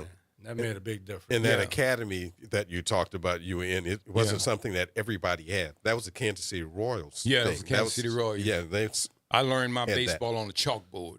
Yeah. I mean, seriously, we chalked everything up on a chalkboard and then took it to the field. And when we got competition, we waxed that competition because we learned every intricacy that went on in the game of baseball, not just playing baseball, knowing why that happened, knowing why that happened, knowing why that happened. That was the reason. Knowing what you got to do for this to happen, the time you got to put in it, it's not overnight. I mean, all of these things we learned today, these young kids are just coming out with the talent. They lacking the knowledge. They lacking the history. And in our day, we wanted to know the history. I wanted to know about the Willie Mazes and the Willie McCoveys and, you know, those guys. Today, you ask these young kids, and I'm not downing them, you ask these young kids about a superstar from the past, they don't know who you're talking about. Right. History. Getting back to, you know, a little bit this weekend, you know, I want to get back to something else about managing. But Washington played college baseball. College baseball wasn't that big a thing then anyway, you know, in 1970, as it may be now, you know. But college baseball, as far as HBCUs are concerned, where you got like Suno just starting or restarting a program, you know. Xavier's program is new. Dillard's program is new. You know, probably Miles and Lane, they may not have had baseball, you know. Just talk about how this helps HBCU this baseball. Tournament itself. Yeah. Well, I think it helps because it gives people an opportunity to see that baseball is still alive. There's opportunities for young kids to come up, play baseball, and then go to college, get an education, you know, and move on with their lives in whatever direction that is. There's a lot of opportunities in baseball to do many different things, you know, and some of our students and student athletes are beginning to understand that, you know. I mean, this is going into our third year. The past 2 years, we did pretty well. You know. We did well. This past year, we wound up as the runner-up in our tournament and played in the NAIA regionals. So, you know, it was it's been a blessing in a lot of ways, and our ability to deal with other people and to partner with great people like Mr. Washington is really something that makes us look forward to the years to come. So. Yeah, and we live in an area. Go on, Olin. So just to add to it, I'm a product of HBCU. I attended Grambling State University and played baseball there. But, you know, when I was coming out of St. Aug in '83, there was not many schools to choose from. There was only one junior college in the whole state. So I ended up having to go away to Western Oklahoma Junior College and learn some baseball. Grambling had won the championship 3 years in a row. It's time for me to go to a 4-year. You know, I chose Grambling, although my uncle, who finally figured out that we were kin, Roger Cato, was at Southern, and didn't go there, went to Grambling, and he found out who I was, and we'll talk about that later, but he wasn't too happy. But anyway, I got an opportunity to go to HBCU when, you know, had I stayed at Western Oklahoma, there were a couple of Power Fives that was interested in me, but they wanted to change my position to an outfielder, and it was a scout, an old guy from New Orleans named Bill Schmidt. He said, son, everybody going to like your speed. Everybody going to like that you can do a lot of things on the field. Don't let nobody change your position. You're an infielder. So with that in mind, I had to go to HBCU. We did well. I played on a very talented team. They had about 9 guys drafted. So, I mean, going to HBCU back then in the 80s was, you know, something big. We're talking to Olin Parker and Eric Fleury, coaches at Southern University in New Orleans. They're putting on the Ron Washington Classic this weekend at Wesley Barrow Stadium, and we have also in studio Ron Washington himself, who, as I said, will be going later this week to Scottsdale, Arizona for spring training. You're an infield coach now? Are you doing third base? What have you doing? I'm just doing infield. Okay. I'm the infield coach. I think about 3-4 years ago, the coaches used to be on the field, but 3 or 4 years ago, a lot of teams have already had their coaches, and they needed a certain coach, and they have been allowing them to coach from the bench. I mean, my duties will be the same as if I was a third base coach. The only thing is I won't be on the third base coaching line making decisions. I'll do all my work Then when the game start, I'll make sure that my infielders is lined up where they're supposed to be lined up. You know, I have an easy job compared to what I had to deal with the past 5, 6, 7, 8 years. I got an easy job. Yeah. So look, one of the things that'll be developing this week is the new mayor, Mayor Helena Moreno, has a major overhaul in mind for Newark. She's appointed new members, and they're charged with restructuring Newark. So what's your message to the mayor and those on the new Newark board as they meet this week? They're going to be Tookland Newark overall. What's your message to them as they think about baseball, or maybe they're not thinking about baseball? Well, I would suggest that they make sure that they try and develop as many programs as possible and get people who are really concerned about the youth, really concerned. That's their first priority, almost as an avocation as opposed to something that you do just because it's a job. It needs to be something that you're totally committed to so that the youth that we have now have some of the opportunities that we did when we were growing up. We can talk about some of the legends that we remember from growing up, like Mr. Mack and Mr. Calhoun and Pontchartrain Park and Mr. Robb and Mr. Logan, all these guys who developed us coming up from, I remember when I first started, I was like 7 or 8 years old, and I started playing the Pontchartrain. And all those guys were the coaches out there. And they trained us well. I mean, we had really good programs during those times. And you could see the commitment there was not only from the people who were running Nord, but the people who came out to the park and touched those kids' lives. You know, it's something that I'll never forget, you know. And just like Coach Walsh always comes out, he came out that day. That was something that reminded me of those times when I was growing up and we had these great people to come out and touch our lives and help us to understand, you know, the opportunities that were right.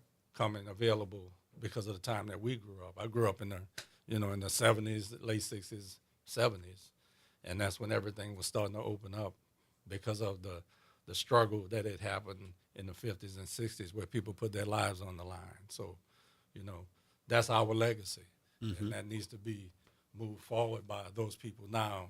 You know, I'm trying to get used to this, but you know.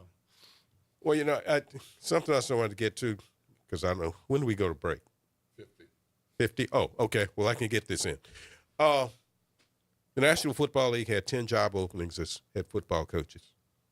I think all of them are filled, and none of them will be filled probably by an African-American. You were a manager.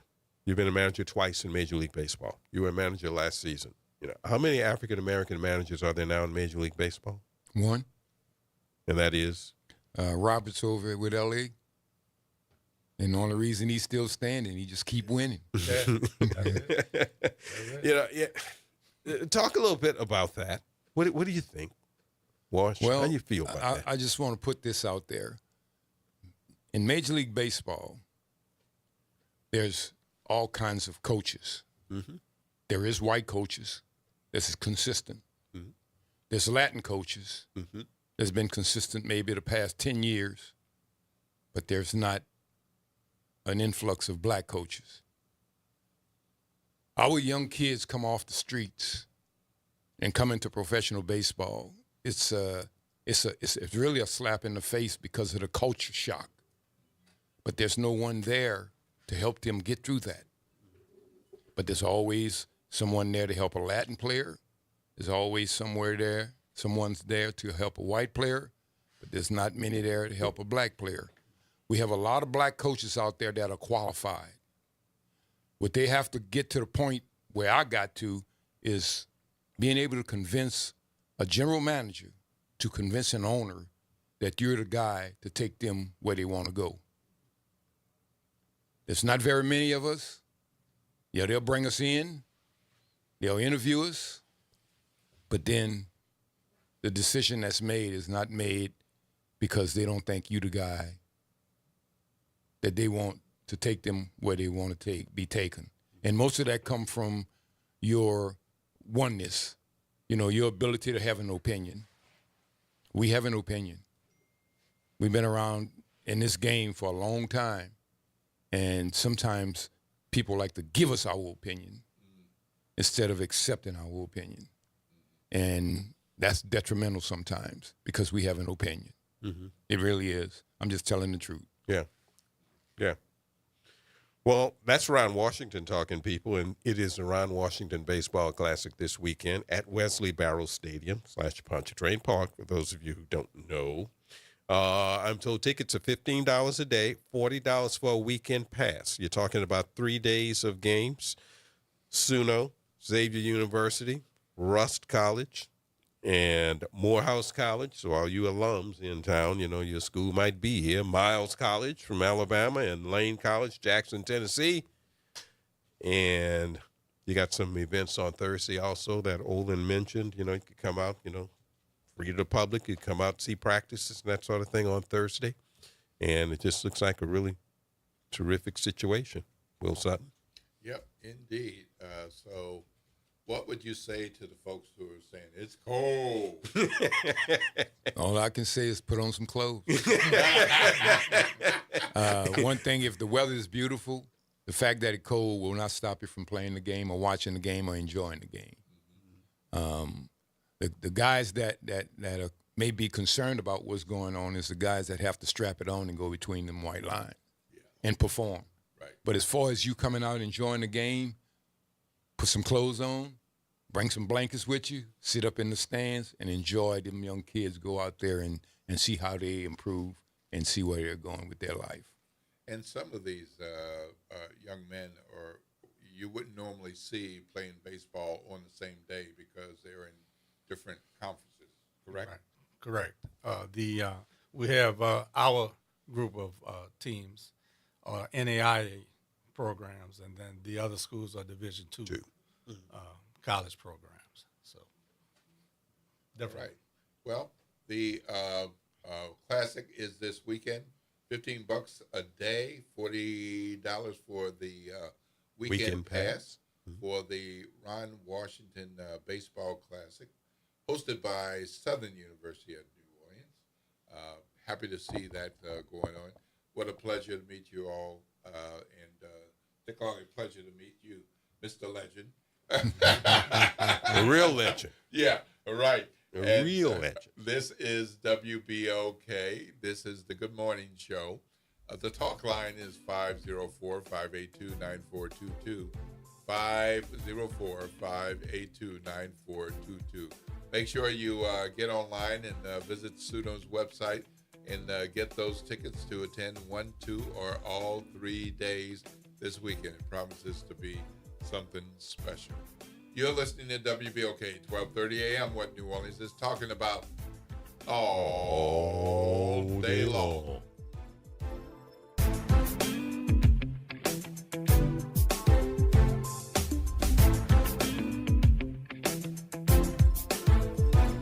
This is your news update for WBOK from WDSU.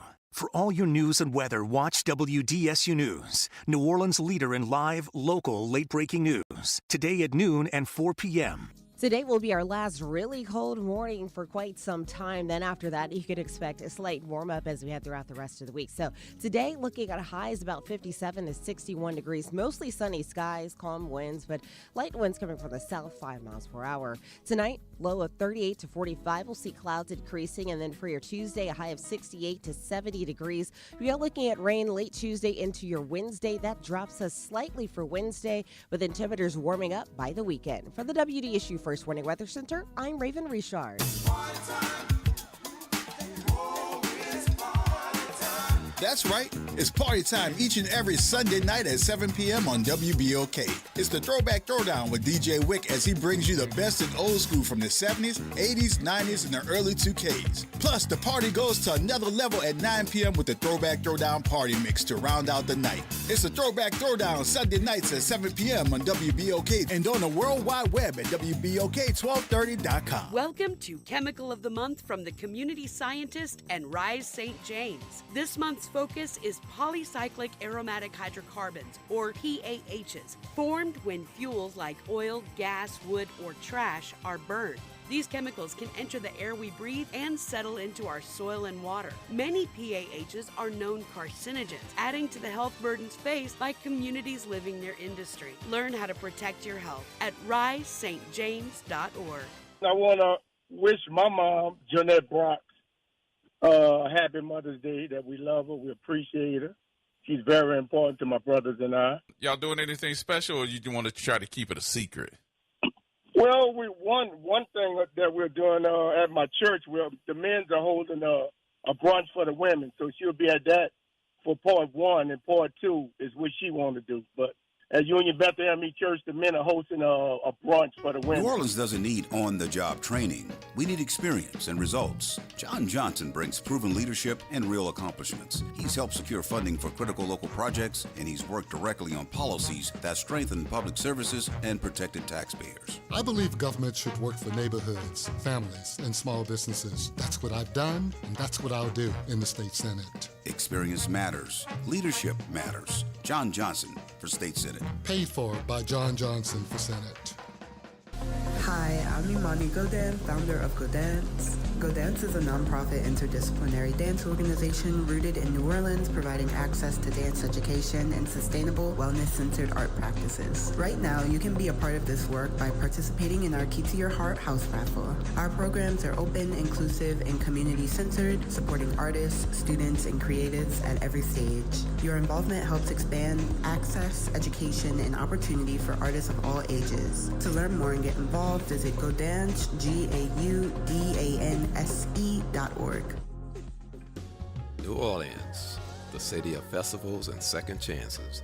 This is Mr. Rocky of Faithers in Jesus the Christ, inviting everyone to come to the table of grace. No matter where you are or what you're dealing with, guilt, bad habits, mistakes, or heavy hearts, Jesus still calls us his friend, and his grace is waiting for us. Tune in to WBOK, 12:30 a.m., or watch live on Facebook or Instagram. We'll reflect on his work on the cross, his resurrection, his ascension, and the hope of his return for we who that believe and have received him by faith. So join us at the table of grace, where mercy is fresh, forgiveness is real, and grace is served for people like you and me. Good morning, Wake Up. The Good Morning Show. Good morning. On WBOK.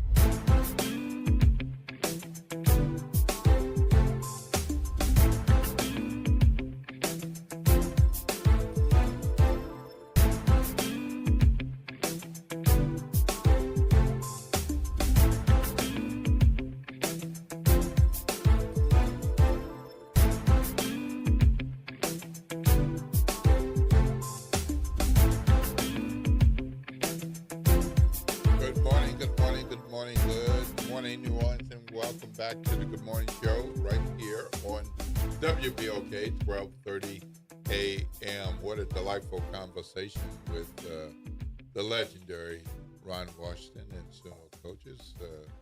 Parker and Fleury. Good classic coming up. Yeah, it is. It should be a really outstanding event this weekend at Wesley Barrow Stadium. And like you said, around, I like to impress upon people, this is a major league manager and a major league coach who, like I said, during off season, when he's here, you go out there and you see him out there actually on the field, instructing and teaching, little kids. Yeah. And it's a hard nut to crack for so many baseball coaches to get to be a manager.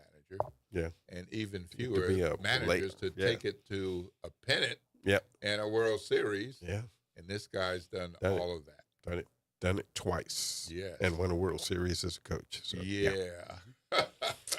Boy, what a pleasure to have him in today. Hey, look, before we get out the air and make room for the front porch, I want to remind you that early voting ended on Saturday. Early voting for the 3 special elections that we have for state senator, 3rd senatorial district, State Representative 97th Representative District, and State Representative 100th Representative District. So reminding you again, in running for Senate, the Joe Bowie seat, Ken Barnes, Sidney Bartholomew, John Johnson, and Chag Lugra. And then running for the 97th Representative District seat, that is the Matt Willard seat, are Eugene Green and Ed Murray. And running for the 100th State Representative District, that is the Jason Hughes seat, Patricia Boyd Robinson, Dana Henry, we have Aisha Kelly, Kenya Rounds, and Candace Taylor. So please exercise your right to vote. If you're registered, you can vote, and you should vote. And Election Day is on February 7th. Of course, if you have the opportunity to be an absentee or mail ballot voter, you should take advantage of that. Just make sure you return those on the day before the election by 4:30 p.m. so that your vote can also be counted. So often we talk about special elections being particularly low turnout, but it doesn't have to be that way. No. Vote, people. It does not have to be that way. Vote, when people. you think of the names of Hughes and Bowie and Willard, means something. It's meant something. So Names who you've are heard. the next names up to succeed them and do the jobs that they've been doing and doing more. Yeah. So let's make good choices, folks, and we'll see what happens on February 7th. It's 8:59 a.m. right here at the Good Morning Show. It's time for us to make way for the Front Porch. Front Porch coming up next right here on WBOK. I'm going to give you the talk line, not so you can call us, but so you can call them. It is 504-582-9422, 504-582-9422. Thank you all on Facebook for tuning in. Thank you all for tuning in on YouTube and on AM radio. And thank the guests that we had, NABJ President Aaron Haynes talking about the Georgia Fort and Don Lemon situation, and Dr. Edmund Moore talking about Black financial health and the connection to bad choices being no choice, no steps, no options, and helping us to remember about that. And of course, we had the legendary Ron Washington and Suno Coaches in to talk about the Classic coming up this very weekend. All right, that's going to do it for us, folks. WBOK, 12:30 a.m. What New Orleans is talking about all day long.